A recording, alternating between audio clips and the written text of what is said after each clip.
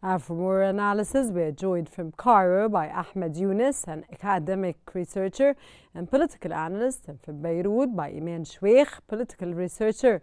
A very warm welcome to the show. And Mr. Yunus, we start off with you, sir. Sir, the Israeli occupation army has announced that it will continue its stay in southern Lebanon beyond the agreed upon deadline. What are Israel's goals from staying in southern Lebanon, and what does this tell us about Israel's commitment to the ceasefire agreement, especially that Israeli forces opened fire on civilians returning to their homes, sir? The ceasefire agreement clearly stipulates that the Israeli occupation forces must fully withdraw from southern Lebanon with 60 days as a time frame. So the Lebanese army is then expected to take responsibility for security and deployment in the region, in coordination, of course, with the United Nations forces, the UNIFIL. So, however, what we are witnessing now is Israel's attempt to extend its occupation of the eastern sector in southern Lebanon, citing claims that the Lebanese army's deployment is insufficient. So, we see that Israel questioning the army's ability to disarm Hezbollah and dismantle its installation in the area. So, this suggests that Israel is determined to maintain its military presence in several strategic points along the border, using the pretext of safeguarding its security, and asserting that its mission that it is not yet complete. So I think that the Israel actions serve several purposes. First, they aim to undermine the credibility of Arab and international parties involved in this agreement. Second, they appear as if to be testing the stance of Trump administration to identify any shifts. Testing, sir, I beg your pardon. Testing what again, please? I'm talking about they tried to testing the Trump administration. In which way, sir? In which way are they trying to test the Trump administration? Towards Israeli policies and what they're doing? If there is any shift in U.S. policy compared to the under President Joe Biden, so maybe if there is a tacit approval, for example, from Trump administration, this means leads us to think about that this extension of its presence might also serve as a strategy to provoke Iran and draw it into initiating dialogue with the United States. If they have an approval, and tacit approval. Okay, Mr. Yunus, if I understand you right, or well, you want to say that Israel is testing the Trump administration when it comes to violating and breaching the international or the ceasefires that are taking place, agreements which are taking place on the ground now and were supposed to take place and be in action today. This is one case, and they're trying to provoke Iran on the other side. Is this what you want to tell us? I mean, if there is an approval not announced by the United States, so this means that it is just to provoke Iran, to provoke Iran and to make a pressure on Iran for to start a dialogue under pressure. Got you, sir. Ms. Iman, welcome to the program. Lebanon's President Joseph Aoun has demanded Israel's full withdrawal by the deadline, which is supposedly to be today. How is Lebanon responding to Israel's failure to meet this demand? Actually, this declaration is too late because today is supposed to be the end of the Israeli forces' presence in the southern.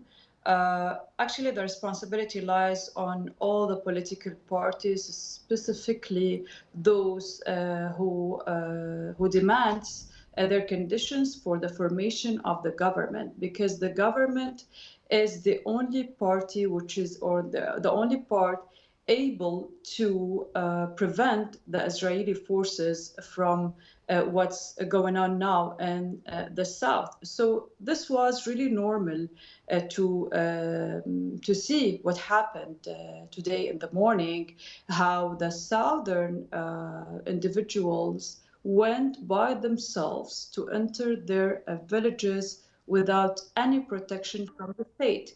Yes, we had the Lebanese military there, but there was no specific and clear plan to protect those people.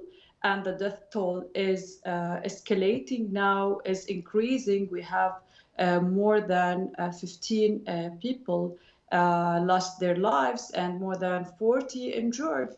So this is the responsibility of the failure state that the political old political parties are trying. Which old, Ms. Iman? Sorry to interrupt you, but what do you mean by old?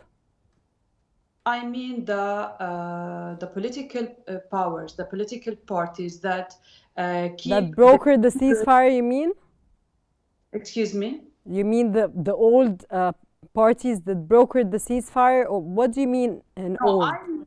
I mean the political parties that established Al-Ta'if agreement and or participated in Al-Ta'if agreement, and that divided all the interests of Lebanon for just their presence and their control over people. So those parties, those political parties, hold the responsibility today of not achieving the implementation or achieving the ceasefire agreement that was able to protect the rights of all parties, and especially after what we had in the Middle East, the change of the Middle East, the new Middle East that ended the control of Iran on Lebanon.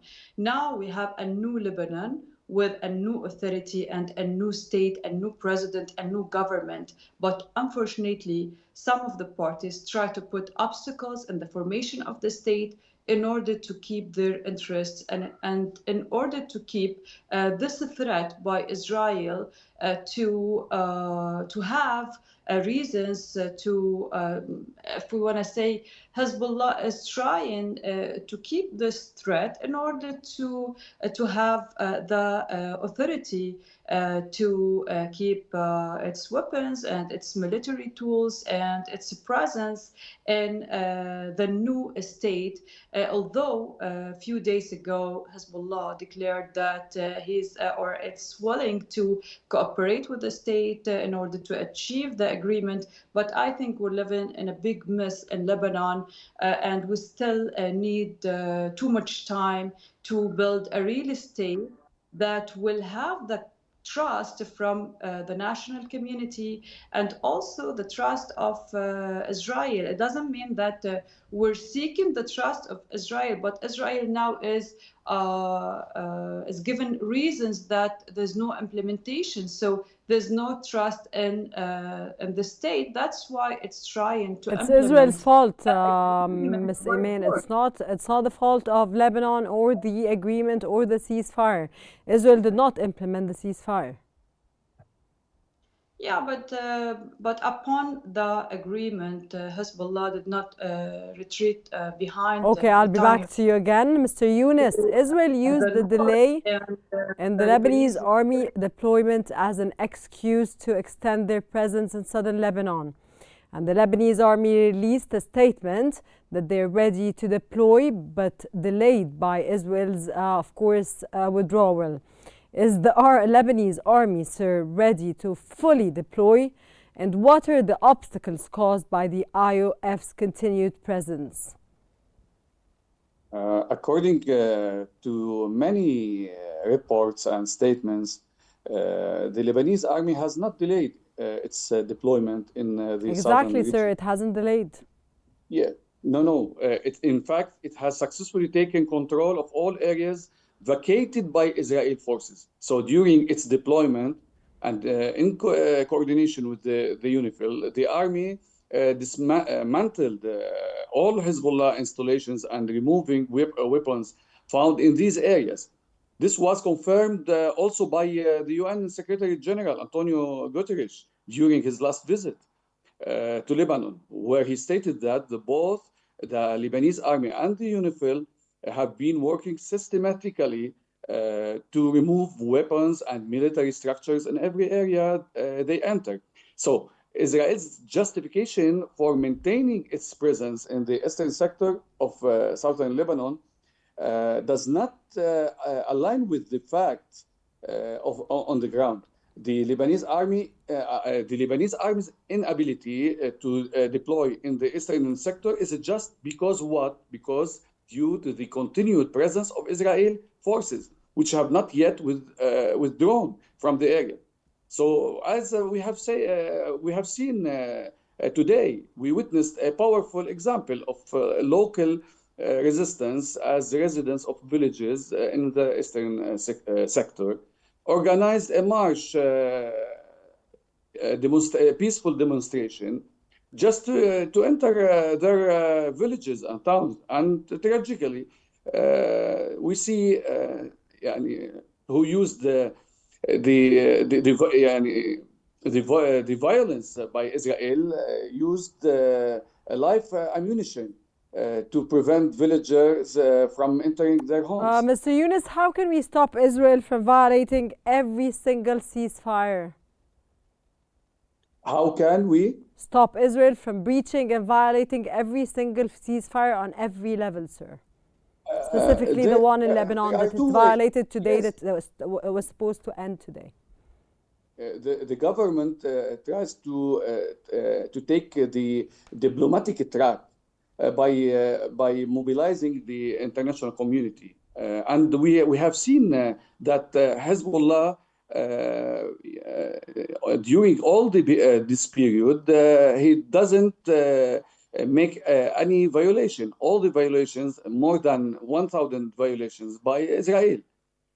So I think that the pressure that could be done by the international committee and or community, especially we have seen the Cyprus president and President Macron visit, and the Saudi Arabia and foreign minister.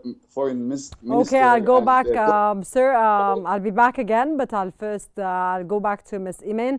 Ms. Iman, Hezbollah has warned that any deal will be considered a violation of the ceasefire. What are the possible consequences of that, and how likely is an escalation given the IOF presence? I don't think that we have a resumption for the war in the future, but what's happening is actually it's a win-win battle, if we can say, for Hezbollah and for Israel.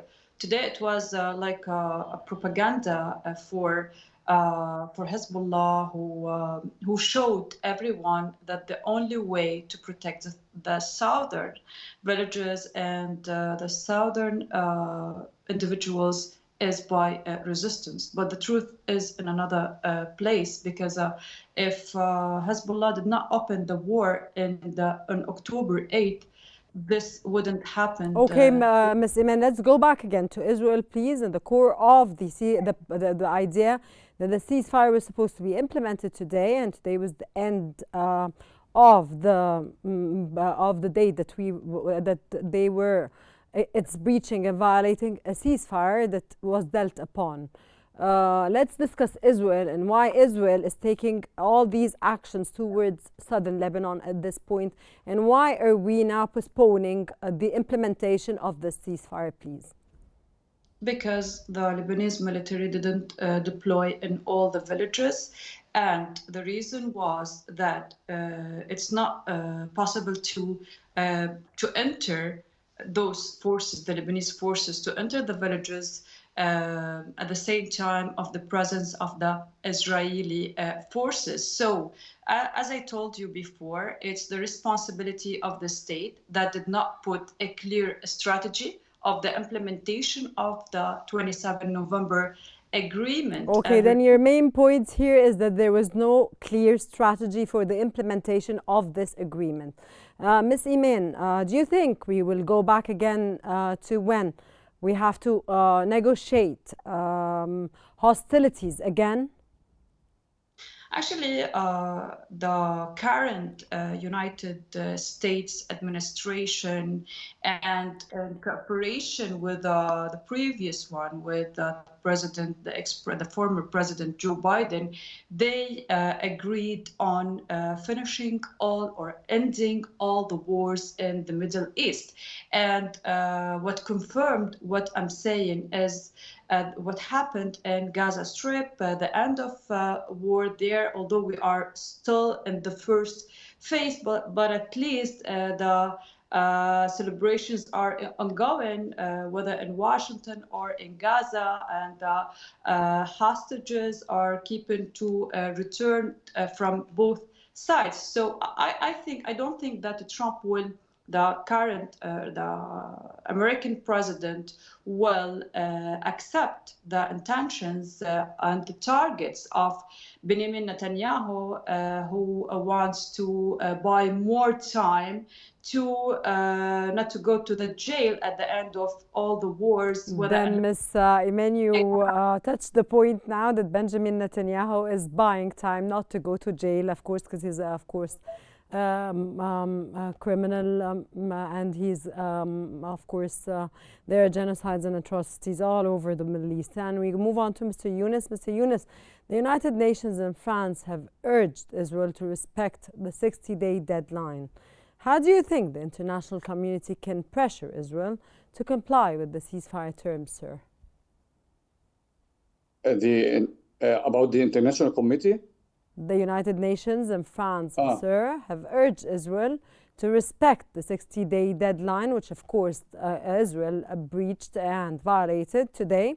How do you think the international community can pressure Israel to comply with the ceasefire terms, sir? I think that the strong alignment of Arab and international voices highlights a unified stance in favor of Lebanon's territorial integrity. So the international and Arab communities have recognized Lebanon's legitimate demands and are urging Israel to comply with the provision of the ceasefire agreement. We have seen the Lebanese president are so active in the last 2 days, engaging in diplomatic efforts, and this especially when the communication with the French president and all the leaders of nations that play a role in monitoring the ceasefire agreement. Ms. Iman, France and the United States have played a role in brokering the ceasefire, but now they seem to be divided on Israel's actions. What role do these international actors play in the ongoing crisis? But please, as soon as possible, because I have to wrap up the program. Well, actually, the United States was trying to withdraw from the Middle East before October 7, 2023. But after the Iranian acts failed in controlling Lebanon, Syria, and Gaza by the arms of Iran, now it's the responsibility of the United States and the Western forces, actually. So I don't think they will accept the targets or the division between France and the United States, Ms. Iman. Excuse me? The division between both that brokered this ceasefire, France and the United States. each country has a specific role in Lebanon in terms of the relation, the historical relation between those countries and Lebanon. If we go to the relation between France and Lebanon, it's a historical one, and France is able to play a big role as a mediator between Lebanon or Hezbollah and Israel, especially that there is, we can say, a good, relatively good relationship between Paris and Hezbollah. So I think we will witness the withdrawal of both parties, Israel and Hezbollah, from the southern, and the deployment of the military, Lebanese military forces after at least if we can say, the phases of ceasefire in Gaza. Ms. Iman, I'm very sorry because I have to wrap up now this program. I'm out of time. I really thank you very much for your intake and for your insights. That was Ahmed Younes, an academic researcher and political analyst, and from Beirut is Iman Shweikha, political researcher. Thank you very much both for your insights and valuable knowledge and informative knowledge.